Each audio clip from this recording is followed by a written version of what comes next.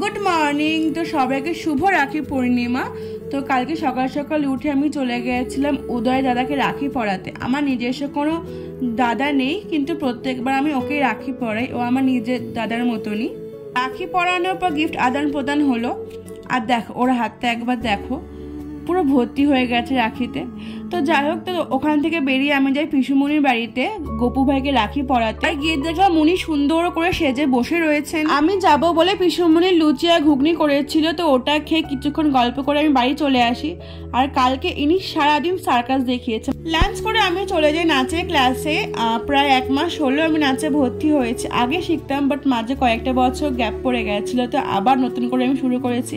তো ক্লাসে গিয়ে আমার দিদিকে রাখি পরাই। বিকেলবেলা দিবাকর এসেছিল, ওকেও রাখি পরালাম।